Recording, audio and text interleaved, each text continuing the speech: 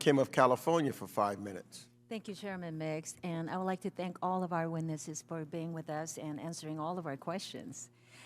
The unprovoked Russian invasion of Ukraine raises many important questions for this committee on the current state of war power authority for Congress. Specifically, Article 5 of the North Atlantic Treaty commits us to assisting any NATO member who is attacked. And although Ukraine is not a NATO member, if Russian forces attacked any neighboring NATO member country, it would trigger Article 5 and require a U.S. military response. But the War Powers Resolution enacted 24 years later states that force authorization cannot be inferred from any treaty. And use of force still requires congressional authorization. So I would like to ask Mr. Visak, I would like to ask for your legal opinion. Do you agree with the War Powers Resolution that the President requires authorization from Congress to send U.S. troops to defend NATO allies under attack?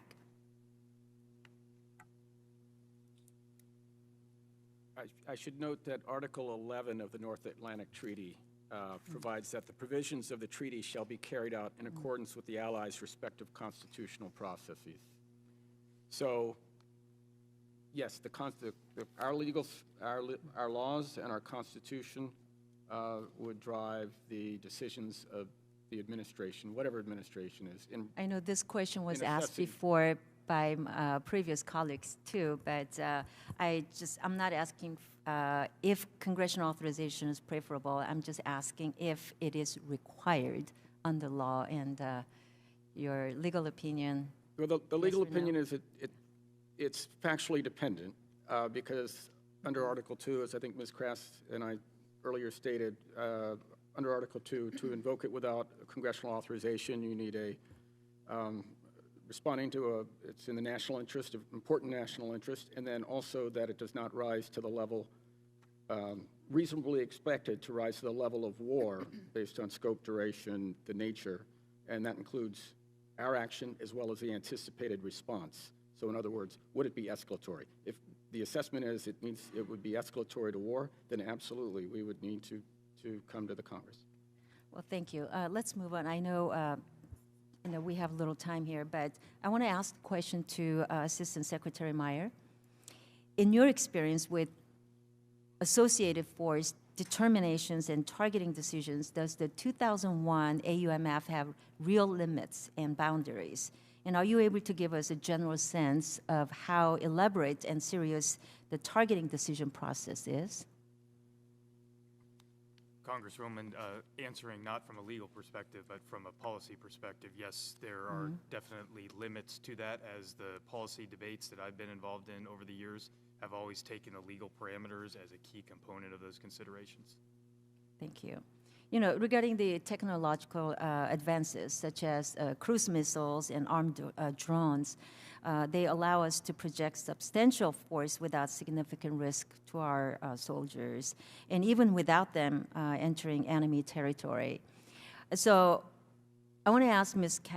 Krass, what are the legal implications of that technological shift? I think that that's an excellent question, Congresswoman. I think that those advances in technology don't really alter the legal framework that we're operating under in terms of whether one needs an authorization for use of military force. We're still taking military action. Assistant Secretary Meyer, has that relative reduction in our casualties changed the willingness of the President to use force abroad? So I wouldn't, Congresswoman, want to speak to the President's prerogative on decisions as he makes them. I think we are very focused in all our activities to limit civilian casualties as we conduct military operations. Honorable Wendy Sherman, do you want to add to that? My apologies, Congresswoman, if you could repeat the question. The question was, has that relative reduction in our casualties changed the willingness of the President to use the force abroad? I think the decision to use force is about casualties, absolutely, but it is about many other things as well. one should only use force when that is the last resort one has to deal with a threat to our country. Got it. Well, with that, I will yield back the balance of my time. Gentlelady's time has